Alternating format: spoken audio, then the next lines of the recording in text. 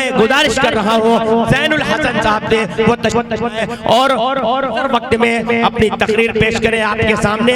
آنے والے جو لوگ ہیں میں چاہتا یہ ہوں کہ وقت کا خیال رکھا جائے, اختصار کے ساتھ کام لیا جائے. زین الحسن صاحب آپ کے سامنے. بسم اللہ الرحمن الرحیم.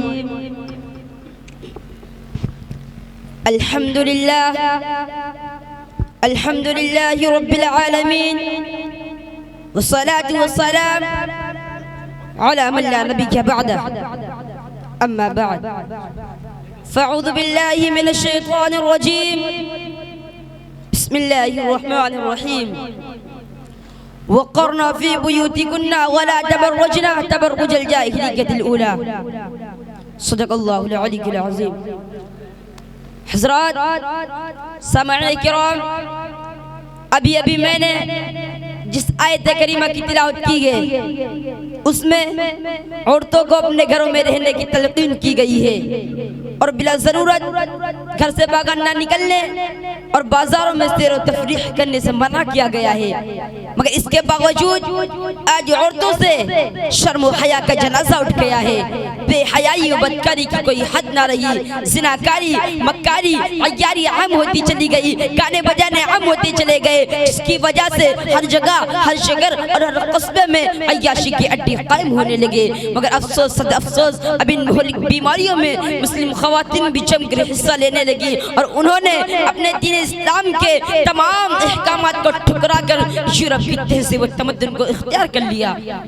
ایسے کپڑے استعمال کرنے لگی کہ جس سے جسم کا تمام نشیب و فراز نمایاں ہے. دوپٹے کو گلے کا ہار بنا لیا. اب اگر شریعت اسلامیہ کی کسوٹی پر ان کو تولے تو آپ ہرگز نہ کہیں گے کہ یہ تصویر کے فاطمہ الزہرا کی اور ام کلثوم جیسی پاکیزہ سیرت کی یا شریعت محمدیہ سے ان کا کوئی تعلق اور لگاؤ ہے, بلکہ مذہبی تہذیب و تمدن کا بدنما مجسمہ ہے. اے بنت حوا, اپنی تاریخ الٹ کر تو دیکھ, تجھے دنیا میں جینے کا حق نہیں دیا جاتا تھا. زندگی کی بھیک تجھ کو نہیں دی جا رہی تھی. تیرا وجود باعث ذلت و رسوائی تھا. تیرے دولت کی خبر سن کر تیرے باپ کا چہرہ سیاہ ہو جاتا تھا. دنیا میں تیرا رہنا بہت بڑا ظلم سمجھا جاتا تھا. ادھر تو پیدا ہوتی اور ادھر تیرے لیے گڑا تیار کیا جاتا. تو ابھی دنیا کی ایک بہار بھی نہ دیکھ پاتی کہ تجھے گلے میں ڈال کر اوپر سے سینکڑوں من مٹی ڈال دی جاتی تھی. تیری زندگی کا چاند ابھی اپنی روشنی پھیلا بھی نہیں پاتا کہ اس کے غروب کا بھی وقت آ جاتا. گویا کہ تو ہر طریقے سے ظلم و ستم کے شکنجے میں جھکڑی ہوئی تھی. جبر و تشدد کے پہاڑ تیرے اوپر توڑے جا رہے تھے اور کوئی بھی تیرا وجود بچانے والا نہ تھا.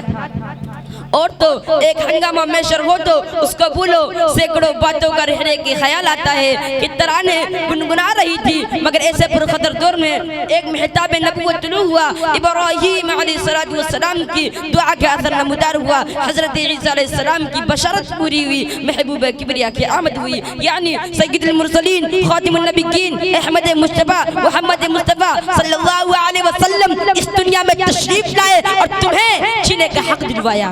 تمہارے وجود کو بعد رحمت قرار دیا اور فرمایا کہ جس کے یہاں لڑکی پیدا ہوتی ہے فرشتے اس پر سلام بھیجتے ہیں. یہ کہ حضور اکرم صلی اللہ علیہ وسلم کا تمہارے ساتھ ہمدردی حکم گزاری کا معاملہ.